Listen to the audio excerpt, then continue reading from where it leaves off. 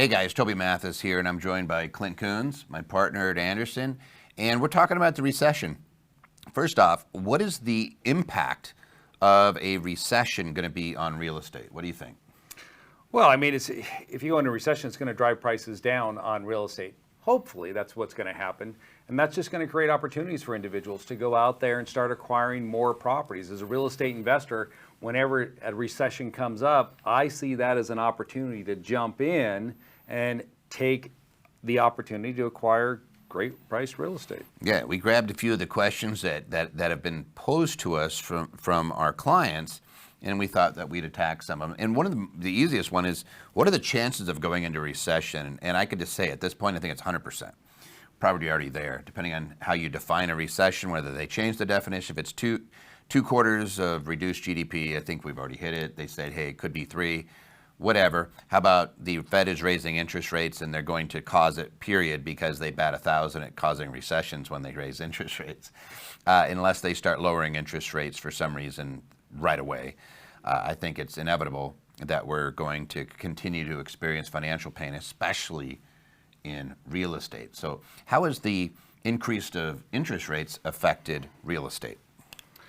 Well, when you have increased interest rates, it means less people can qualify to borrow for homes. So again, that forces the properties to go down in value as well. And I think a lot of people get scared when they hear that, oh, people can't qualify to buy properties. We're going into a recession. So that means that there's a lot of risk and I should back out from real estate investing. Well, having been through this before, what we found is that as long as your properties are cash flowing, if you buy right, you'll find that many times your rents will go up. We charged more in 2009 in the Las Vegas market than we were collecting in 2015 because as you had more supply there, then it reduced the amount what you could charge. So I think when you invest in a recession, what people need to keep in mind is that as long as you're buying property where you're going to be able to cover all your expenses and still make a profit, you can't go wrong. And that really comes down to the two worlds. So how is the recession going to impact the real estate market? It's going to affect the people that are buying on comps. And so your realtor comes up to you and says, hey, look for a home. Hey, this neighborhood, this is what this house is worth. But an investor has a different valuation. They're looking at the cap rate. They're looking at the return on their investment. They don't care what somebody else paid for the house down the road. They care what's their rent going to be and how is that, and how does that interact with the house price? And that's going to adjust the cap rate, which is the return. So when there's recessionary pressures and you start seeing people who are no longer going to buy on the comp rate, and I'll just use Las Vegas as an example, $1 million house here in 2007 was really a $300,000 house. In other words, the rents only justified spending about $300,000. So when you had these massive foreclosures and this devaluation of the market, where did that house sell? Sold all day long at $300,000 because that's what investors would pay. And they flooded the market just like they did in other places. And what's going to happen now is if affordability goes down, if people start realizing that they bought a property that is no longer worth what they paid for and it's underwater, which is a very, very tiny amount right now, but the people that bought in the first half of 2022 may be having buyer's remorse, that's where the investors can come in and pick up some bargains. Well, yeah, so those properties that we saw last time when we went through this back in 2008 is that many of those people who were buying on ARMs. And so when those loans reset, the value of that property was less than what they owed on the property. So they were forced into a situation where they had to bring cash to the table in order to maintain that property, which they didn't have. So those became REO deals.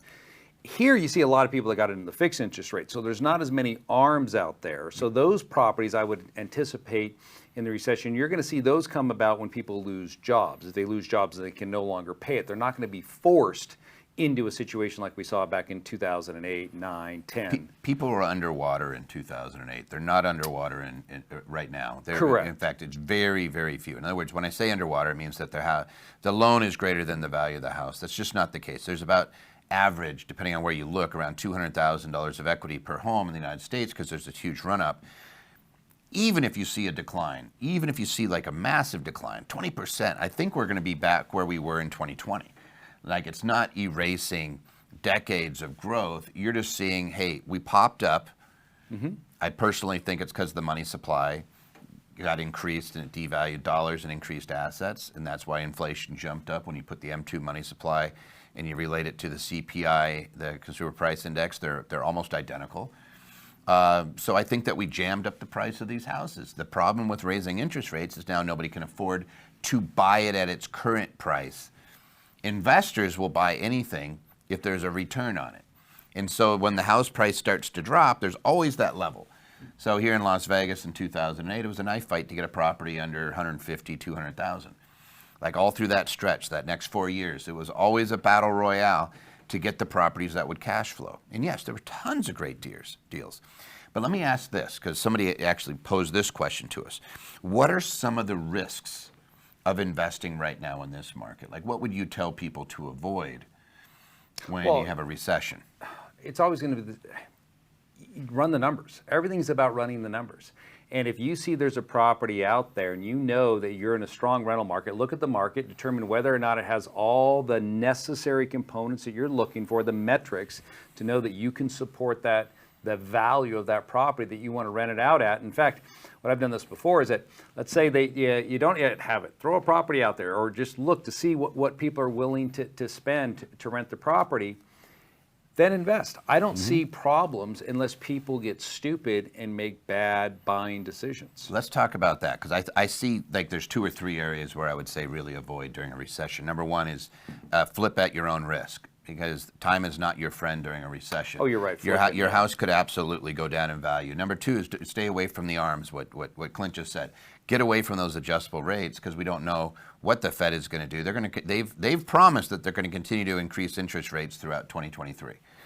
If they pivot and they all of a sudden say, you know what, we're not, and we're going to start declining, then you're going to see a whole other kettle of fish. But right now, what they're promising to do is to continue to increase, which means stay away from the arms. If you have one, right? You may be in hot water, in which case you might want to start talking to your friendly wholesaler, or someone that might be able to help you get out of that situation. But like those are the 2 big ones to me. And then you hit the third, which is I think you buy on a methodology. Like, you don't buy a house because you think I could sell it for more.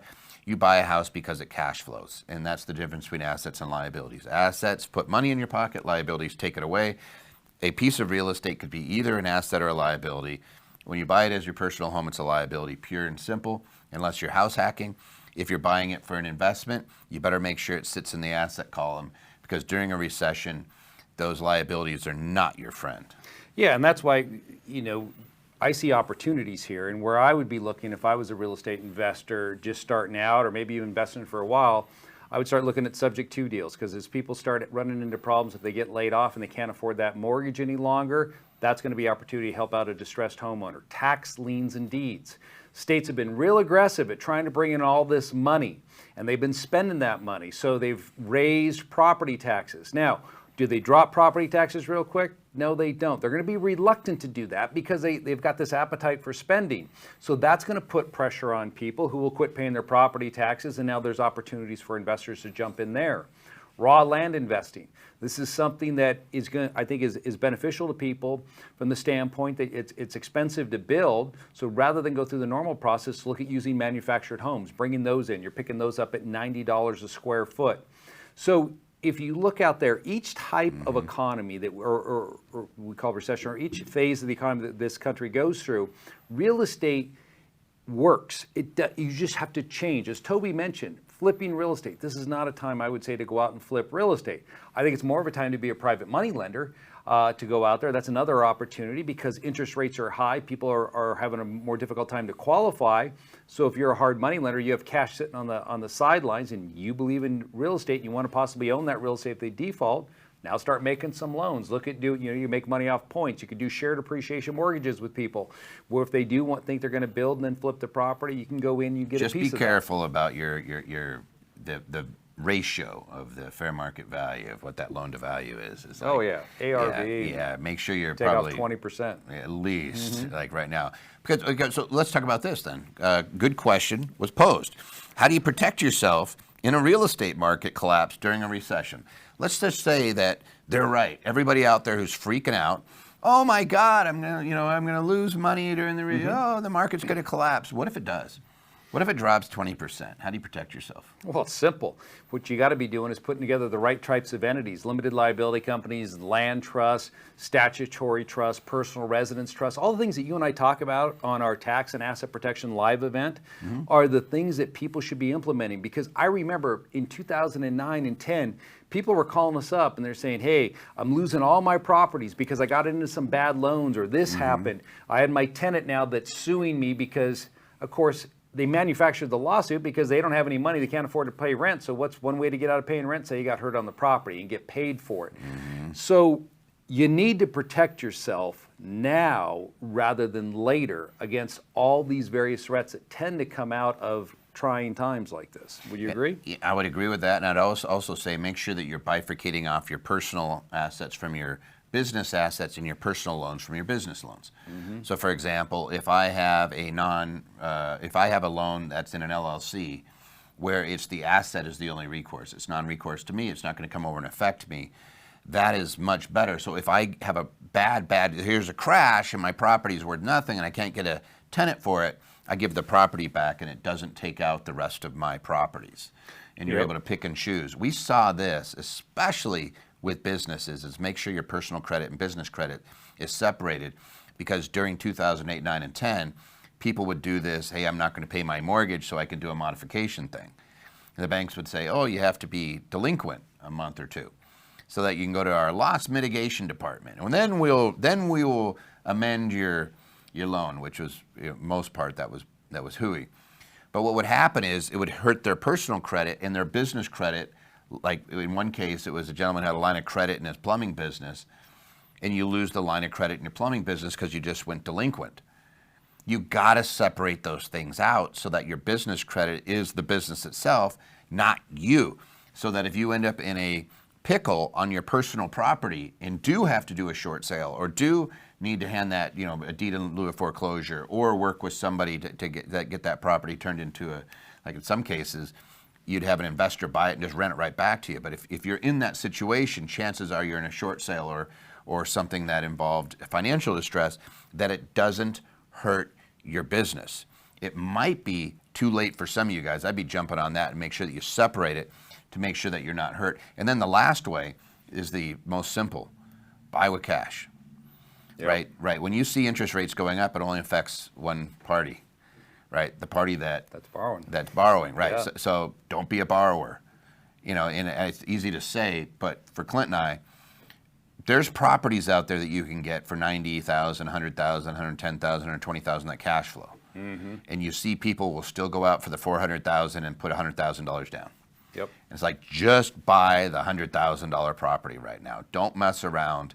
Don't chase those ones. Make sure that it cash flows. And the easiest way to do that is to continue to use cash, because cash is king, in my opinion. Well, yeah, a lot of people like the fact that property, like you're talking about, a $400,000 property is going to probably have greater appreciation than a $90,000 property. But at the end of the day, what is it that you're relying upon? It's the income that comes in off of that property. So if you got four $90,000 properties that make more than the one $400,000 property, even though it's going to build more equity, you're not eating your equity. So base it upon cash flow. Yeah, and I'll say this. So we have a sister company, Infinity Investing. Wrote a book called Infinity Investing that you can get on Amazon anytime. But the principle is really simple, is that we want to buy assets that are cash flow assets that we never get rid of. And the reason I'm saying that is because there's a question here, is what should I do if I already own a property and it is worth less than what you paid for it? And I want you to get this out of your head. When you buy something and you own it for an infinite period of time, you don't care what it's worth. If I buy an asset, so if Clint and I buy a rental property, what we care about is how much is it producing? How much income? If you buy it for cash, it's even simpler, right? You're just saying, what is my cash, my inflow? Is it producing $6,000 a year? Is it producing $60,000 a year? Do you care what the house value is under those circumstances? And I would say, no, you're just accumulating the value of your assets. I'll put it into Monopoly language. If you ever play Monopoly, you go around the board and you buy houses and you trade them up into hotels, right? I don't really care what the price of the hotel is that I own, right? I care about that you're going to land on it and pay me rent. That's what I care about. The rent is what is the key. Yeah, are there good deals out there? Absolutely, but that's the buying decision. Once you're holding it, really don't care. Maybe if I want to trade it for more real estate, but how often do we run values on our properties? No, I mean, I think that is a great example. You know, everybody who play Monopoly wants to own the boardwalk, but I found when I typically win in Monopoly is when I'm owning the light blue, the St. James, the purple, and the oranges, because that's just, you're making money every time somebody goes along. You're not having to wait for that one hit. It's a greater likelihood that you're going to get paid. Now, here's the thing. If you're playing Monopoly and this is your strategy, I'm just going to go around the board and I'm going to collect $200 every time and I'm going to try to stay out of jail. If that's your strategy, you're screwed. Yeah. You have to be an investor. And people still get scared out of investing. And so, oh, there's a recession. Oh, there's this. Oh, blah, blah, blah, blah, blah. They're just scaring you so that you'll go around the board and not take advantage of any opportunities that show up, and you're collecting your $200. And it's guaranteed that you're going to lose that game if you don't invest. You got to be an investor. So let me ask you this, because there's actually a bunch of questions in here, is what precautions can an investor take to protect themselves during a recession? Well, I mean, I thought we hit on that a bit, is that you want to make sure that you're going out there and you're protecting your assets, so that if you do find yourself in a distressed situation, people aren't going and taking your savings account from you because you put that in a limited liability company, and you put all your real estate in separate LLCs, and you're using personal residence trusts to protect your personal residence from judgments. But I think the most important thing about this for someone is that they need to get educated. And I firmly believe that what we're doing now with our sister company, Infinity Investing, is we're taking and we're teaching core principles to people on how to invest in this market right now. We're talking about the strategies of how to go out there, find distressed real estate, how to close on that distressed real estate, how to do manufactured housing, subject to investing. The things that we see that are coming up that we've seen in the past that take off and where people can accumulate our real estate, by coming to our Infinity Investing class, and there's a link below, guys. You can click on that link and you can join us on that event. It's a one-day event. You're going to learn how to take control over your financial future. Yeah, absolutely. Last couple questions. How long does it usually take to recover from a recession? And what happens to the housing market after a recession? What would you say? Well, I mean, after a recession, the housing market's going to go stagnant, and then it's going to start to climb again. And you're going to start to see more people coming back in, because once that fear evaporates from the market, then people start to want to jump back in. But the problem, though, at the same time, as we experience too, is that as more people start buying again and becoming less renters and become more homeowners, your rents do tend to go down. That's why you got to buy right. Yeah, you got to buy based off of. I haven't seen rents go down. Like you mentioned, the rents. I don't see rents going down in most of the neighborhoods. In fact, the rents have been continuously climbing with inflation. I suppose that there's always that risk. I see it more that it stalls, like it's not increasing like it does every year, which I guess is the same thing. But after the recession, so let's just say that we go through a recession, a period of downturn, which is really bizarre because we have really low unemployment, and you have the Fed aggressively raising interest rates, trying to stave off inflation. I don't know whether, I think we're going to have a new world, right? We're going to have a different set of rules. Right now they're saying 2% inflation. I think that goes to 4%. I think that eventually people, because why do we care about 2% inflation? We're just trying to keep it from going too crazy. They printed a lot of money. They're doing the quantitative tightening, trying to lower that money supply, which will have its desired effect in some cases. But are they going to suck $4 trillion out? I just don't see it. So I think we're going to have to say, hey, this is a little bit different. We didn't have COVID in the past. We don't really have much of a guidance here. What I see is there's fear, and once that fear subsides, just like you said, I think we're going to see that market continue to march forward and prices to go up because there's so much demand and so little inventory. Until we figure out that how to build houses that cash flow right out the gate, maybe apartments work right now. Maybe manufactured home works right now, but it's going to have to be in mass scale. Until we figure that out, we're going to continue to have this disconnect between supply and demand, where we just have this massive demand and lack of affordable housing. And what that means for us as investors is that there's plenty of opportunity if you use the right metrics and if you keep yourself from making big mistakes.